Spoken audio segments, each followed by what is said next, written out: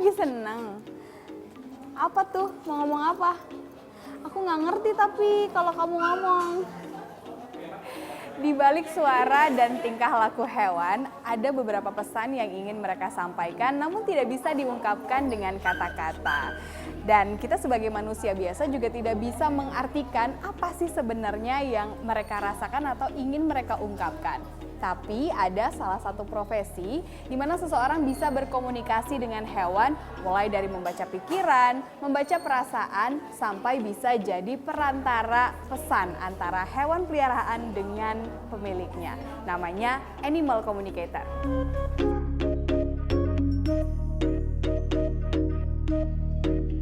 Animal communicator adalah seseorang yang memiliki kemampuan untuk berkomunikasi dengan hewan melalui cara nonverbal, seperti membaca energi, perasaan, intuisi, dan perilaku hewan. Tujuannya adalah membantu para pemilik hewan untuk memahami kebutuhan emosional dan kondisi mental hewan peliharaan mereka. Jasa animal communicator biasanya dicari oleh para pemilik hewan untuk mengetahui apa yang dirasakan oleh hewan terhadap mereka, mencari hewan yang hilang, hingga membantu untuk memberikan ketenangan pada hewan-hewan dalam kondisi sakit. Dr. Ajanti adalah seorang dokter hewan yang juga dikenal sebagai animal communicator selama hampir 10 tahun. Dengan pendekatan intuitif dan pengetahuan medis, Dr. Ajanti dapat membantu pemilik untuk memahami pesan-pesan yang diucapkan oleh hewan mereka. Dok, kalau proses animal communicator itu sendiri mempengaruhi nggak sih sama proses pengobatan hewan di klinik? Dia mempengaruhi. Nah, ini kalau si Melky kira-kira dia lagi mikirin apa, lagi perasaannya lagi gimana nih dok sekarang? Sebenarnya tadi saya kan sempat ngobrol sama Melky ya. Terus Mel. Nah, jadi dia ini sebenarnya dia happy banget ya. Ya, kemudian dia tuh sebenarnya sempat bertanya sih, ini ada apa sih, dia rame-rame banget. Kita lagi liputan Melky. Ya. Nah, terus dia tipikal anak yang sebenarnya kan kepo ya. Kepo ya kamu. Jadi dia pengen tahu ini itu gitu loh, betul kan? Oh iya, kamu mau ngomong mimik, Ya. ngomong mimik ya? Nah itu kan secara langsung ya dok. Biasanya kalau jasa animal communicator itu kan yang saya tahu nggak hanya secara langsung kayak dokter Ajanti dengan Melky sekarang ya, ada juga yang via foto. Berarti bisa dong kalau ngelihat kucing saya, ini saya tunjukin aja fotonya. Nah kira-kira nih dok, kucing saya nih dia cuek banget, dia sayang nggak sih dok sama saya? Oke. Jadi dia nih ya, siapa namanya? Iter. Iter ini tipikal anak yang jaim ya. Benar. Nah dia ini tipikal yang nggak mau, dia tuh gini, jaim tuh dalam artian dia nggak mau kelihatan bahwa dia itu manja, gitu, sayang gitu ya. Nah dia tuh maunya kelihatan kalau diri dia itu kuat. Ya, dan dia tipikal yang aware dengan sekelilingnya. Oh gitu. Nah jadi kalau mbaknya mau sayang dia, itu nggak bisa kayak kita ke Melky gitu. Oh nggak bisa yang kayak sayang Iya. gitu, nggak bisa ya Pasti dok? kan Ih bener banget, dia langsung nyakar, bener. kan, dia nggak suka soalnya. Dan dia kalau dia mau minta disayang, paling dia datang sebentar, dielus, terus dia ngeluar lagi kan, dia pergi lagi gitu loh. Nah dia itu tipikal yang kayak dia itu harus diajak ngomong seperti teman atau sederajat gitu. Dia nggak mau, dia tuh seakan-akan ih bodoh banget sih kamu. Nah itu Ini pengalaman pertama saya berkomunikasi atau berbincang sama animal communicator, dan saya cukup amazed ya, karena mostly apapun yang dikatakan sama dokter Ajanti itu mencerminkan kucing saya. Kondisi fisik dan pikiran dari animal communicator juga mempengaruhi dalam proses berkomunikasi dengan hewan. Untuk melakukan komunikasi dengan hewan, seorang animal communicator harus dalam kondisi sehat dan rileks. Paramita Cahya, Warsa, Tangerang, Banten. Ya, kalau dari tayangan yang baru saja Anda lihat, tidak hanya memang dokter dengan kemampuan medis, tapi ia juga memiliki kemampuan untuk mendeteksi sinyal perubahan perilaku, kemudian emosi karakter hewan, jadi mungkin banyak sekali yang terbantu dengan animal communicator dalam berkomunikasi dengan hewan peliharaan. Nah, kita akan tanya lebih lanjut, sudah hadir di Talk is Fun kali ini ada Dokter Hewan Merajanti. Dokter, apa kabar? Baik. Terima Kak kasih Tiffany. sudah datang di Talk is Fun kali ini. Sama-sama. Ini menarik, saya mengamati animal communicator ya. Ada beberapa animal communicator, tapi yang mungkin kadang-kadang kita banyak pertanyaan, bagaimana kemudian manusia bisa berkomunikasi dengan hewan, Dok, gitu. Ya. Bagaimana menjelaskan ini? Ya, jadi memang bagaimana kita berkomunikasi dengan hewan ini kan sebenarnya banyak cara ya, Iya. banyak metode. Nah, yang saya buat, yang saya pakai ya itu adalah saya menyebutnya sebagai mind power. Ya, namanya itu saya buat sebagai mind power. Mind power itu artinya kekuatan dari si otak kanan. Jadi sebetulnya kita ini semua dari kita sebenarnya memiliki kemampuan dari si otak kanan tadi. Oke. Gitu loh. Jadi otak kanan itu dia bisa digunakan untuk melakukan telepati sebenarnya. Ya kan? Nah, telepati ini itu kita lakukan diubah oleh si otak kiri menjadi percakapan dua arah. Oke. Kira-kira seperti itu. Itu metodenya ya dari mind power. Jika kondisinya kan beda-beda nih, Dok. Ada yang datang ke dokter ketika memang hewan peliharaannya mengalami perubahan perilaku, ya kan? Itu Betul. satu. Artinya hewan tersebut dibawa ke tempat dokter. Iya. Tapi ada juga kenapa membutuhkan jasa animal communicator, karena untuk mengetahui atau mendeteksi keberadaan hewannya yang hilang Iya. atau mungkin kabur dari rumah Iya. gitu. Sehingga kan nggak ada hewannya. Nah, bagaimana metode komunikasinya? Ya, jadi sebetulnya kalau kita menggunakan otak kanan, itu kita sebetulnya tidak membutuhkan ruang dan waktu. Bingung ya? Jadi sebenarnya kita bisa berkomunikasi dengan siapapun ya yang tidak di dekat kita, sebenarnya itu gitu. Kenapa? Karena kitanya yang masuk ke gelombang alfa sebenarnya. Oke. Jadi contoh gini, kita kan ini ada di gelombang beta tanpa kita sadarin. Ya, kita berkomunikasi dalam kondisi sadar, betul nggak? Betul. Ya kan? Betul. Artinya kita terjaga. Nah, kita ini dalam kondisi kita ada di gelombang beta. Nah, tapi begitu kita sekarang mulai agak renyep-renyep, mau tertidur. Iya. Nah, sebenarnya kita ada di gelombang yang berbeda tuh. Udah mau masuk ke gelombang alfa, sebenarnya tuh gitu. Oke. Contoh misalnya gini ya. Kami pernah coba mencari kucing yang hilang, gitu ya. Kucing ini jelas ada fotonya, gitu ya. Kemudian warnanya putih, gitu. Lalu kemudian saya berusaha untuk mencari, kok gelap ya, nggak ada nih gitu. Jadi kemungkinan besar kan dia sudah tidak ada nih, gitu ya. Kemungkinan besar seperti itu. Sementara saya karena ini sangat sayang banget ya ownernya, kita berusaha untuk oke, tolong dong tim saya bantu gitu. Nah kemudian ada satu yang saya minta tolong juga karena dia punya background dengan energi gitu ya. Nah kemudian saya minta tolong, ayo Pak bantu Pak, siapa tahu bisa dapat gitu. Karena mungkin aja kan saya nggak bisa untuk menembus terlalu dalam nih gitu ya. Karena saya nggak bisa nih Pak, nggak dapat gitu. Terus dia coba. Nah begitu dia coba dia bilang, ada nih ada Dok katanya. Ada di daerah sini itu ada rumah dengan cat warna putih. Itu nggak jauh ada ini, ada mobil warna putih, ada motor juga di situ. Wah, terus kita kasih tahu dong sama ownernya, coba cari, coba ada. Dan benar ada kucing yang sama persis dengan yang difoto, ya kan? Begitu ownernya datang, ownernya bilang apa? Bukan katanya, kucing saya nggak ada ekornya. Itu ada ekornya. Persis, exactly semuanya sama. Ya itu. Oke. Ya, jadi kita kan nggak tahu penandanya apa. Iya, gitu. iya, Nah, itu. benar-benar. Karena emang agak susah karena data itu mirip kalau kita nge-googling ya. Mirip aja, konteksnya tuh sama seperti itu. Oke. Bagaimana kemudian dokter bisa memahami emosi dari hewan ini? Katakanlah memang ada perubahan perilaku kan.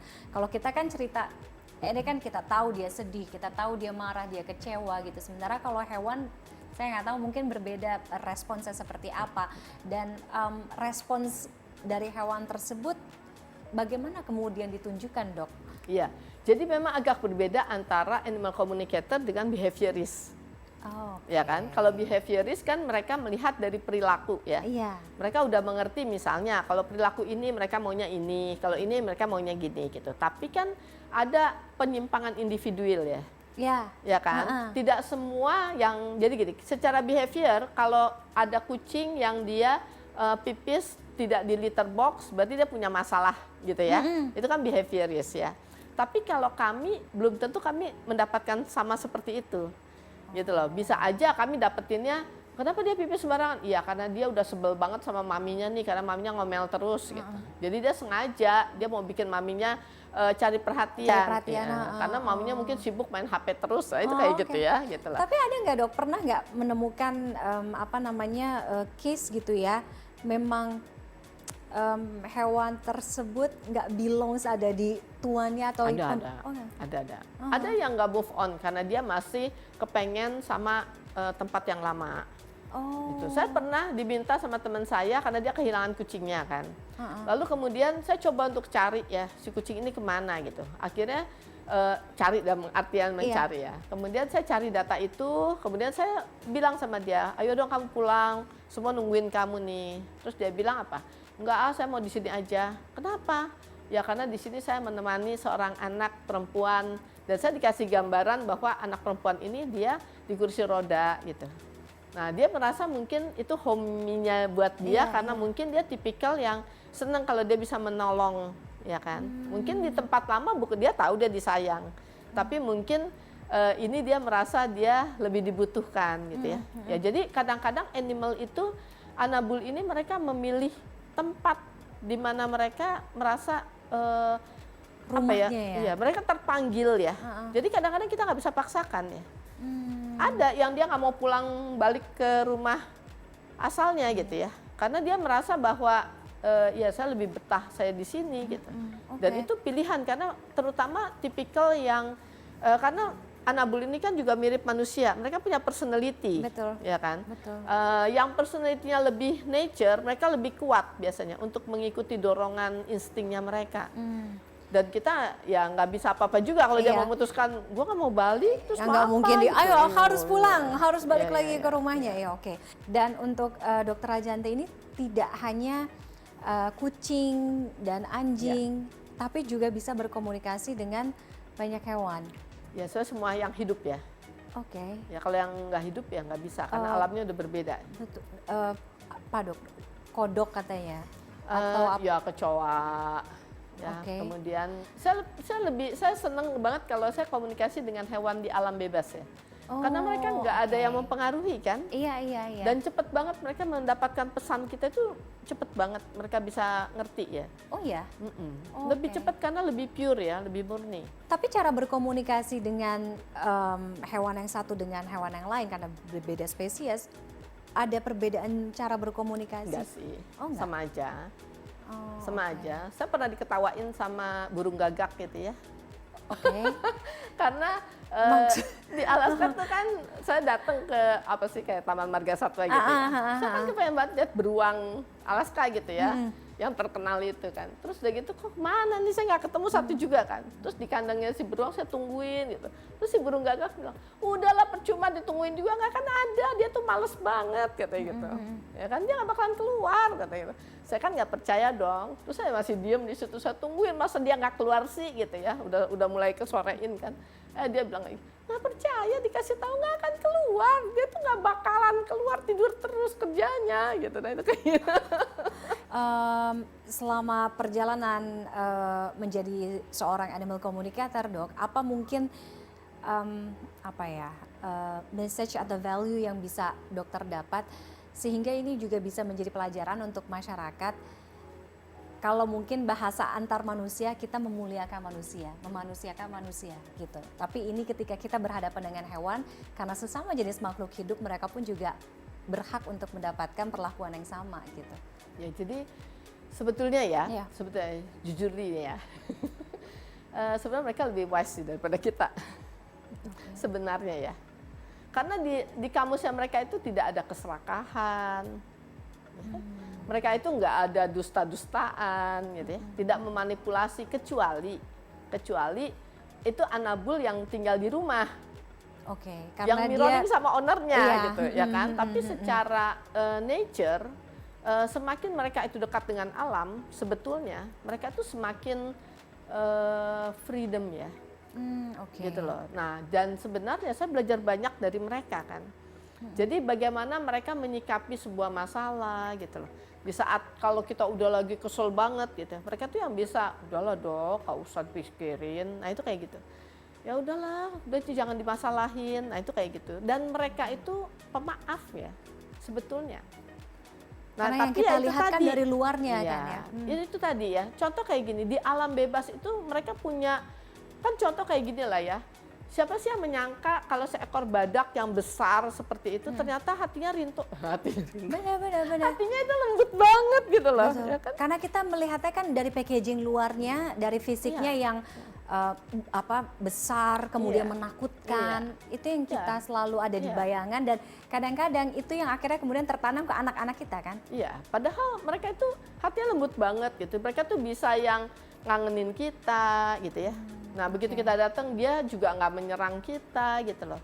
Bahkan dia membiarkan kita dekat sama dia gitu. Nah itu kan something yang menurut saya begitu ada trust mereka itu bisa, ya maksudnya gini loh, itu tuh badak dan liar gitu loh ya kan. Tapi ibaratnya ya mereka punya insting dan punya perasaan yang bisa seperti itu. Kalau mereka benar-benar menyerang manusia sebenarnya karena Ada sebabnya. iya itu Oke. loh. Jadi bukan semata-mata karena mereka mau menyerang manusia, karena kondisi itu nggak ada gitu ya Oke. dalam benak mereka. Tapi bayangkan gini, kalau sekarang tempat tinggal mereka dirusak, ya kan? Ya. Lalu mereka dikasih jerat, kan mereka belajar kan? Sama kayak kita ya. Itu gitu loh. karena manusia sendiri yang mencontohkan kan. Iya, Kurang kan lebih mereka akan punya seperti trauma. Jadi manusia kan dianggap musuh banget sama Betul. mereka kan. Oke. Gitu loh. Bagaimana kita juga bisa menghargai alam yang menjadi rumah bagi hewan-hewan di alam sangat, liar ini kan. Iya. Ibaratnya jangan mengganggu kalau tidak mau diganggu. Betul. Intinya begitu Iya. ya. Baik, terima kasih dokter sudah hadir di Talk Is Fun kali ini. Sharingnya sangat menarik sekali, menjelaskan pemahaman kita mungkin yang selama ini susah diterima dengan logika, tapi melalui dokter it happens, ya kan. Iya. Bagaimana? Dan sayang kalau nggak dipakai sebenarnya, karena otak kanan kita luar biasa banget. Oke. Dan isinya Mungkin saya setelah ini bisa belajar ya. boleh. Sayang banget karena isinya itu banyak apa? Nggak ada manipulasi ya. Iya. Kalau otak kiri penuh dengan manipulasi kan. Iya. Karena apa yang kita pikirkan, apa yang trauma kita, itu kan sebenarnya ada di situ. Sementara otak kanan itu pure banget, murni banget. Dan Semakin kita mengikuti itu gitu. Seperti hewan-hewan tadi yang dokter Iya. jelaskan kan, mereka semurni ini, Semurni. tidak ada manipulasi. Tidak ada manipulasi. Dan seperti mungkin makhluk hidup lainnya manusia yang ada Iya. di bumi ini ya. Iya. Thank you for coming, Oke, terima makasih kasih banyak. dokter sudah datang. Dan usai jeda Talk Is Fun masih akan kembali, tetaplah bersama kami. Pas ditempatkan pertama di Polrestabes Semarang, terus diajak ke TKP yang ada orang meninggal, diduga meninggal tidak wajar, diduga bunuh diri, tapi ternyata setelah kita periksa seharian, terus kita buktikan itu pembunuhan.